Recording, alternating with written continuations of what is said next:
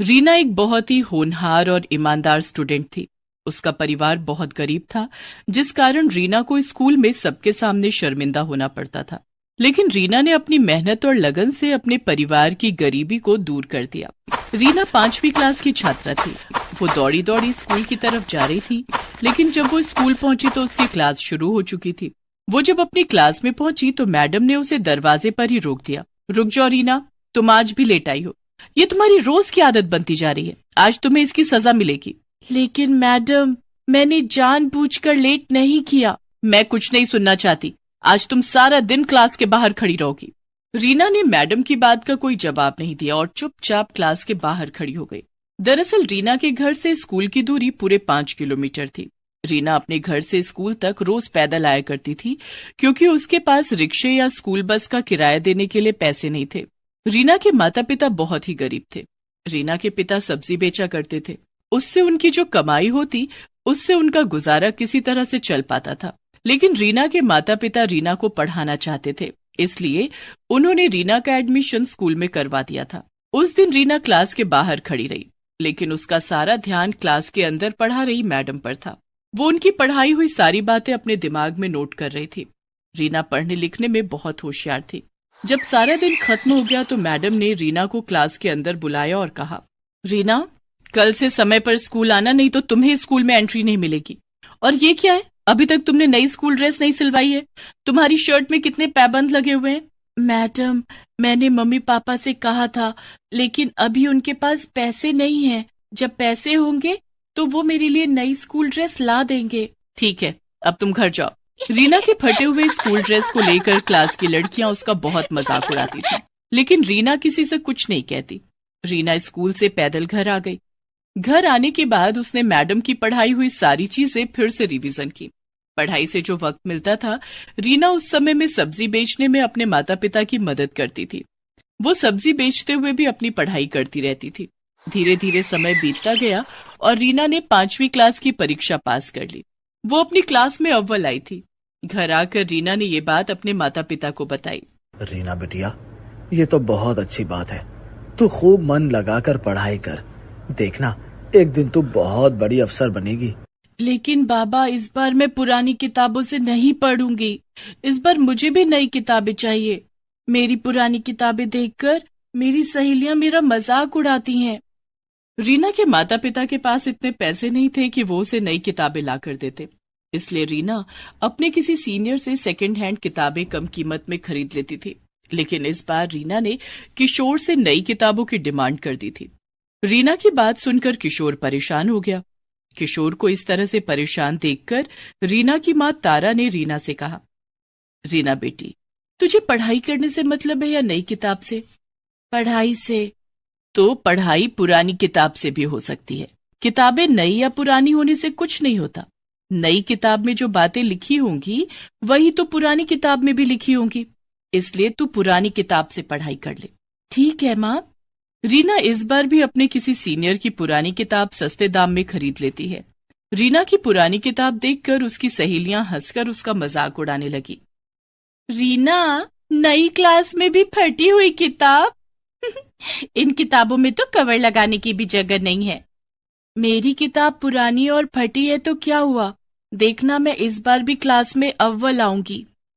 रीना इस बार और भी ज्यादा मन लगाकर पढ़ाई करने लगी। रीना अपने घर के हालात जानती थी, इसलिए वो कभी अपने माता पिता से किसी चीज की डिमांड नहीं करती थी। दूसरे बच्चों की तरह वो लंच में तरह तरह के पकवान नहीं लाती थी। एक दिन स्कूल में लंच के समय, चल रीना, खाना खाते हैं, बहुत भूख लगी है। ठीक है। पिंकी ने अपना लंच बॉक्स खोलकर देखा तो उसमें आज फ्राइड राइस और चिली पनीर रखे थे। अरे वाह, आज मम्मी ने मेरी फेवरेट डिश दी है, इसे खाकर बड़ा मजा आएगा। पिंकी का लंच देखकर रीना अपना डब्बा खोलने की हिम्मत नहीं कर पा रही थी। तभी कीर्ति भी अपना लंच बॉक्स लेकर वहां आ गई। कीर्ति, तू आज लंच में क्या लाई है? कीर्ति ने अपना लंच बॉक्स खोला। आज मम्मी ने पूरी और शाही कोफ्ते दिए हैं। अरे वाह। रीना, तू लंच में क्या लाई है? तू भी अपना डब्बा खोल। मैं आज लंच नहीं लाई। लेकिन मैंने तो तुझे अपने बैग से लंच बॉक्स निकालते हुए देखा था, तूने उसे वापस क्यों रख दिया? पिंकी ने रीना के बैग में से उसका लंच बॉक्स निकाल लिया। दोनों सहेलियों ने जब रीना का लंच बॉक्स खोला तो उसमें गुड़ और 2 सूखी रोटी रखे हुए थे। अरे रीना, तेरी मम्मी ने लंच में रोटी और गुड़ दिया है, ले तू हमारा खाना खा ले। नहीं, तुम लोग अपना खाना खाओ, मुझे तो गुड़ और रोटी खाने की आदत है, मैं यही खा लूंगी। अरे हमारा खाना टेस्ट करके देख, ऐसा टेस्टी खाना तूने कभी नहीं खाया होगा। रीना को पिंकी की ये बात बहुत बुरी लगती है। उसकी आंखों से आंसू छलक आते हैं। वो चुपचाप अपना लंच बॉक्स लेकर क्लासरूम से बाहर आ जाती है और गैलरी में बैठकर खाना खा लेती है। रीना इसी तरह संघर्ष करके अपनी पढ़ाई कर रही थी। चाहे कितनी भी परेशानियां और रुकावटें आए, लेकिन वो पढ़ाई में हमेशा अव्वल रहती।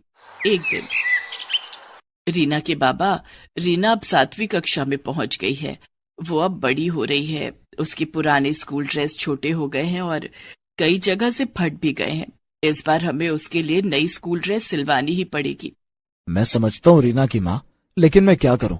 तुम तो जानती ही हो कि सब्जी बेचकर हमें 2 वक्त की रोटी पानी किसी तरह से मिल रही है। अगर इस बार रीना के लिए नई स्कूल ड्रेस खरीद ली तो उसकी किताबें नहीं खरीद पाऊंगा। रीना के बाबा, मैं सोच रही थी कि रीना के स्कूल जाने के बाद मैं सारा दिन खाली रहती हूँ, आप भी सब्जियां बेचने बाजार चले जाते हैं, तो क्यों ना मैं भी कोई काम कर लूं, इससे 2 पैसे ज्यादा आएंगे और रीना की पढ़ाई में वो पैसे काम आएंगे।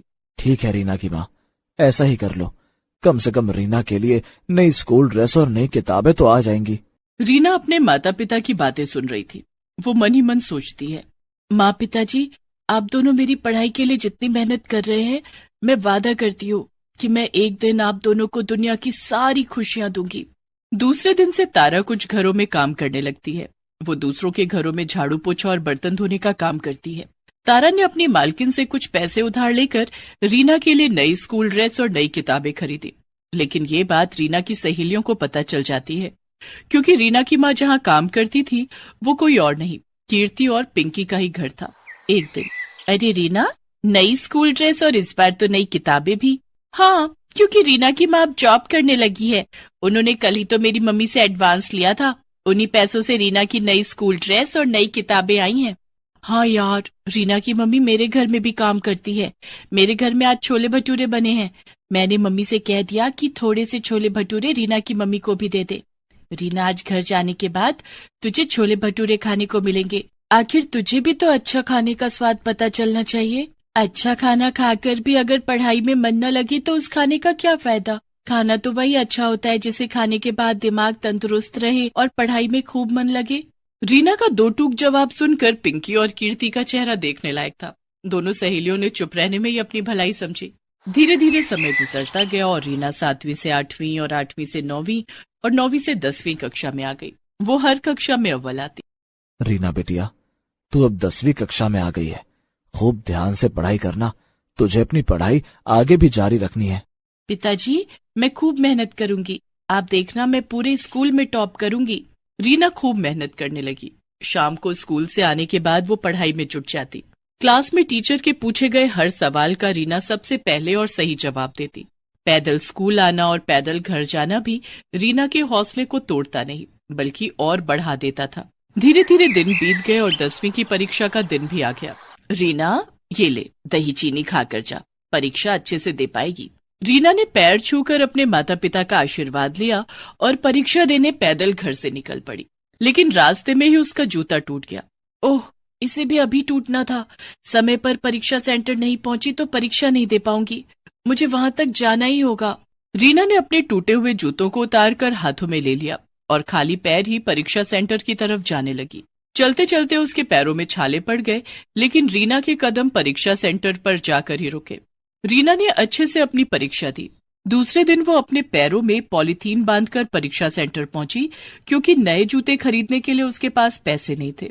इस तरह से रीना ने 10वीं की परीक्षा भी दे दी। कुछ दिनों के बाद जब परीक्षा का रिजल्ट आया, क्लास में, रीना, तुम बहुत होनहार और मेहनती हो, आज तुम्हें तुम्हारी मेहनत का फल मिला है।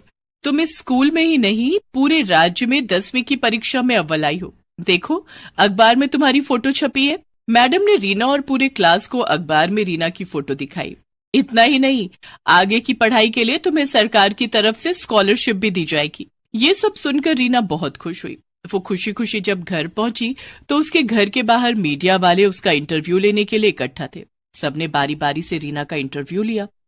रीना की कामयाबी से उसके माता पिता बहुत खुश थे। रीना ने स्कॉलरशिप की मदद से पहले 12वीं और फिर कॉलेज की पढ़ाई पूरी की।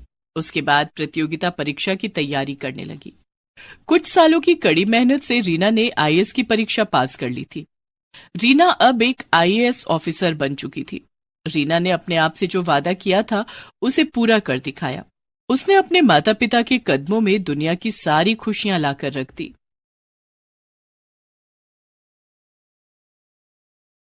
काम्या को खाने में मटन और चिकन बहुत पसंद थे, लेकिन उसकी शादी एक ऐसे घर में हो गई जहां चिकन मटन तो दूर, लहसुन प्याज भी नहीं बनता था। ऐसे में काम्या ने रोज रोज चिकन मटन खाने के लिए क्या किया, जानने के लिए देखते हैं रोज मटन चिकन। काम्या बिहार के एक छोटे से गांव जमुई की रहने वाली थी। वो पढ़ने लिखने में बहुत तेज थी।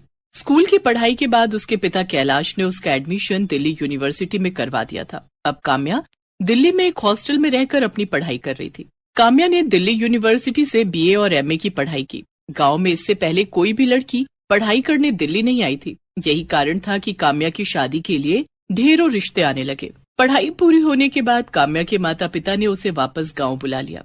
माँ पापा, आप लोगों ने मुझे गांव क्यों बुला लिया? मेरी वहाँ जॉब लगने वाली थी। देख काम्या, तेरी शादी के लिए बहुत अच्छा रिश्ता आया है। लड़के वाले जमुई के ही हैं, लेकिन वो लोग दिल्ली में रहते हैं। शादी के बाद तू वापस दिल्ली चली जाना और अपनी जॉब कर लेना। ठीक है माँ, तू कल तैयार रहना, कल लड़के वाले तुझे देखने आएंगे। ओके माँ, मैं जरा पार्लर होकर आती हूँ। ठीक है बेटी। काम्या बाजार चली जाती है और एक रेस्टोरेंट में पहुंचती है। कितनी अच्छी मटन की खुशबू आ रही है। यहाँ जी भर कर मटन खाऊंगी। काम्या रेस्टोरेंट के अंदर जाती है और वेटर को बुलाती है। Yes ma'am. आपकी दुकान की सबसे स्पेशल नॉनवेज क्या है? मैम, आप मटन हांडी ट्राई करो। इसे हम मिट्टी के बर्तन में बनाते हैं। मटन का टेस्ट भी और मिट्टी की सौंधी सौंधी खुशबू भी। ठीक है, आप 2 प्लेट मटन हांडी और 1 प्लेट चिकन सीख कबाब ले आइए। जी मैम। वेटर काम्या को उसका ऑर्डर सर्व कर देता है। काम्या सारा मटन और चिकन खा लेती है। अब जाके राहत मिली है। सुबह से हरी सब्जियां खा खा के मेरा पेट ही नहीं भर रहा था। दरअसल काम्या के घर में नॉनवेज तो दूर, लहसुन प्याज भी नहीं बनता था। लेकिन काम्या को दिल्ली के हॉस्टल में रहकर रोज रोज मटन चिकन खाने की लत लग गई थी।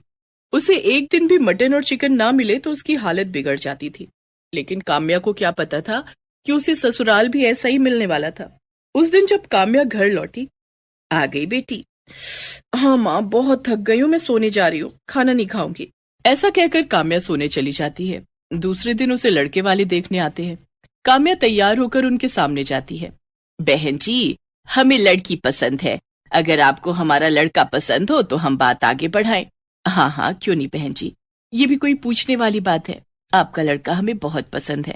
मैं तो कहती हूँ हमें देरी नहीं करनी चाहिए, जल्दी इन दोनों की शादी करा देनी चाहिए। ठीक है बहन जी। कविता काम्या के हाथों में शगुन के रुपए दे देती है और काम्या अरुण की शादी तय हो जाती है।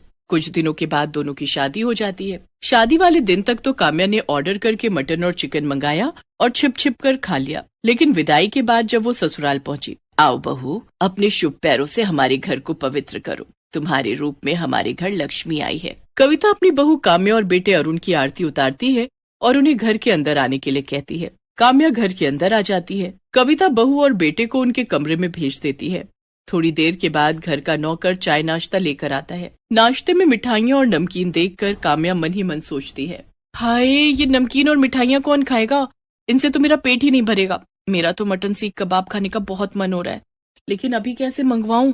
घर में इतने लोग हैं, अभी मैं बाहर भी नहीं जा सकती। उस दिन मजबूरी में काम्या को नमकीन और मिठाइयों से काम चलाना पड़ा। रात के खाने में भी उसे वेज खाना खाने को मिला। ऐसे ही 2-3 दिन गुजर गए। मटन चिकन के बिना काम्या के चेहरे की रौनक ही चली गई थी। क्या बात है काम्या, तुम कमजोर क्यों लग रही हो? यहाँ तुम्हें भरपेट खाना तो मिल रहा है ना? बहू, कहीं तू शर्म के मारे आधा पेट खाकर तो नहीं रह जाती? नहीं माँ जी, शर्म किस बात की, वो शादी की रस्मों में थक गई थी ना, इसलिए। अच्छा ऐसी बात है, तो तू आराम कर। वैसे भी तुझे घर के काम नहीं करने हैं, घर में नौकर तेरे लिए तो है। तुझे जो चीज चाहिए रामू से मांग लेना। जी माँ जी। काम्या मन ही मन सोचती है, अब इन्हें कैसे समझाऊं कि मैं क्यों कमजोर होती जा रही हूँ। अगर जल्दी मुझे मटन चिकन खाने को नहीं मिला तो मैं मर ही जाऊंगी। एक काम करती हूँ, रामू से कहती हूँ मेरे लिए मटन और चिकन ले आए। रामू काका, आप आज बाजार जाओगे ना? मेरे लिए कुछ सामान ला दोगे? हाँ बहू रानी, क्या सामान लाना है? हम जरूर ला कर देंगे। काम्या एक कागज के टुकड़े पर उसे एक रेस्टोरेंट का एड्रेस लिखकर देती है और कहती है, ये पैसे रख लो, मैंने रेस्टोरेंट में फोन कर दिया है, वो मेरा ऑर्डर आपको पैक करके आपको दे देंगे। आप ये पैसे उन्हें दे देना और मेरा ऑर्डर ले आना, लेकिन हाँ, घर में किसी को कुछ बताना मत। बहू रानी, क्या घर का खाना आपको पसंद नहीं आता? आपको कुछ और खाना हो तो मुझे बता दो, मैं घर पर ही बना दूंगा। बाजार का खाना सेहत के लिए अच्छा नहीं होता है। रामू काका आपसे जितना कहा है उतना ही करो, आप यहाँ से जाओ। रामू काम्या से कुछ नहीं कहता है और पैसे लेकर रेस्टोरेंट चला जाता है। रेस्टोरेंट में काम्या के लिए मटन कोरमा और चिकन शामी कबाब पहले से पैक करके रखा हुआ था। रामू रेस्टोरेंट के मालिक को पैसे देता है और ऑर्डर उठाकर घर आ जाता है। वो चुपके से काम्या के कमरे में जाकर उसे उसका ऑर्डर डिलीवर कर देता है। काम्या अपने कमरे का दरवाजा बंद करके मटन और चिकन का स्वाद लेने लगती है। आहा, कितने दिन के बाद मुझे मटन और चिकन खाने को मिला है, आज मेरा पेट भरा है। काम्या ने जल्दी जल्दी सारा मटन और चिकन खा लिया। अब इन हड्डियों का क्या करूं? इतने में बाहर से कविता उसे आवाज लगाने लगती है और उसके कमरे का दरवाजा खटखटाने लगती है। काम्या बहू, काम्या बहू, अंदर क्या कर रही है? दरवाजा खोल चल, खाना टेबल पर लग गया है। उफ़ो, माँ जी को भी अभी आना था, अब क्या करूं? माँ जी हड्डियां देखेंगी तो गजब हो जाएगा। परेशान काम्या की नजर खिड़की की तरफ जाती है। वो सारी हड्डियां खिड़की से बाहर फेंक देती है और कमरे का दरवाजा खोलती है, लेकिन तभी खिड़की के पास कुत्ते इकट्ठे हो जाते हैं और हड्डियों के लिए आपस में लड़ने लगते हैं। अरे बहू, कितनी देर लगा दी, सब खाने पर तेरा इंतजार कर रहे हैं और ये कमरे से कैसी बदबू आ रही है कि बाहर कुत्ते शोर क्यों मचा रहे हैं? बदबू? कैसी बदबू माँ जी? खिड़की खुली है ना, अभी कचरे वाली गाड़ी आई थी कचरा उठाने, उसी की बदबू होगी। कुत्ते भी इसी कारण शोर मचा रहे होंगे। और माँ जी, मैं खाना नहीं खाऊंगी। खाना नहीं खाएगी? लेकिन क्यों? वो मुझे भूख नहीं है, पता नहीं क्या हो गया है मुझे। परेशान मत हो बहू, मम्मी पापा की याद आ रही है ना, चल उन्हें वीडियो कॉल कर ले। जी माँ जी। कविता वहां से चली जाती है। काम्या सोचती है कि सास को अभी तो टाल दिया, लेकिन रोज रोज रामू काका से नॉनवेज मंगवाया तो कहीं घर में किसी को पता न चल जाए। रोज रोज मटन चिकन खाने के लिए मुझे कुछ न कुछ तो करना पड़ेगा। काम्या थोड़ी देर सोचती है, हाँ ये ठीक रहेगा, मैं जॉब ज्वाइन कर लेती हूँ, रोज बाहर निकलने का मौका मिलेगा और इसी बहाने रोज मटन चिकन भी खा लूंगी। मैं आज ही अरुण से बात करती हूँ। उस दिन जब अरुण ऑफिस से घर आता है तो काम्या उससे अपनी जॉब की बात करती है। ये तो बहुत अच्छी बात है काम्या, घर से बाहर निकलोगी तो तुम्हारा दिल लगा रहेगा। मैं माँ और पापा से बात कर लेता हूँ, मुझे विश्वास है कि वो तुम्हें जॉब करने से नहीं रोकेंगे। अरुण और काम्या कविता और महेंद्र से बात करते हैं। वो दोनों भी काम्या के जॉब करने के फैसले से बहुत खुश थे। काम्या अब जॉब की तलाश करने लगती है और घर से बाहर निकलते ही उसका रोज रोज मटन और चिकन खाना शुरू हो जाता है। कुछ दिनों के बाद काम्या को जॉब मिल जाती है। काम्या अब रोज ऑफिस जाने लगी थी। उसके ऑफिस के सामने एक रेस्टोरेंट था जिसमें नॉनवेज के ढेर सारे आइटम मिलते थे। काम्या कभी घर से लंच नहीं ले जाती थी और रोज रोज रेस्टोरेंट में जाकर मटन और चिकन खाती थी। एक दिन, काम्या बहू, तू लंच लेकर ऑफिस क्यों नहीं जाती? सारा दिन भूखी रहकर काम करेगी तो तेरी सेहत पर बुरा असर पड़ेगा। माँ जी, ऑफिस में काम इतना ज्यादा रहता है कि खाने की फुर्सत ही नहीं मिलती, इसलिए मैं लंच नहीं ले जाती। अगर लंच ले गई तो वो लौट कर वापस आ जाएगा। इस तरह अपनी सास से झूठ बोलकर काम्या रोज रोज मटन और चिकन खाने लगी। उसकी सारी सैलरी मटन और चिकन खाने में खत्म हो जाती। धीरे धीरे काम्या का वजन बहुत बढ़ने लगा। घर में सब इस बात से हैरान थे कि लंच न करने के बाद भी वो इतनी मोटी कैसे हो रही है। एक दिन काम्या ऑफिस के पास वाले रेस्टोरेंट में बैठकर मटन और चिकन खा रही थी कि तभी उसकी तबीयत अचानक बिगड़ गई। उसे चक्कर आने लगे और वो बेहोश होकर जमीन पर गिर पड़ी। उसके ऑफिस के कुछ दोस्त उसे उठाकर अस्पताल ले गए और उसके घर वालों को खबर दी। अरुण, कविता और महेंद्र भागे भागे अस्पताल आए। वहां डॉक्टर ने चेकअप किया और कविता से कहा, लगता है आपकी बहू रोज रोज मटन चिकन खाती है, तभी इनका कोलेस्ट्रॉल बहुत बढ़ गया और इनका बीपी भी बहुत हाई है। इन्हें बहुत ज्यादा सादा खाना खाना होगा, तभी इनकी सेहत सुधर सकती है। ये आप क्या कह रहे हैं डॉक्टर साहब? बेचारी मेरी बहू तो दिन में खाना भी नहीं खाती है, वो चिकन मटन कैसे खा सकती है? देखिए, ये रोज मटन चिकन खाती हैं, ये मैं नहीं कह रहा हूँ, इनकी रिपोर्ट कह रही है। माँ जी, मुझे माफ कर दीजिए, डॉक्टर सही कह रहे हैं। मैं रोज छिप छिप कर मटन चिकन खाती थी, लेकिन अब कभी उन्हें हाथ भी नहीं लगाऊंगी। काम्या की चोरी पकड़ी गई थी, लेकिन उसने अपने घर वालों से इसके लिए माफी मांगी और कभी मटन चिकन ना खाने की कसम खाई। Please subscribe this channel.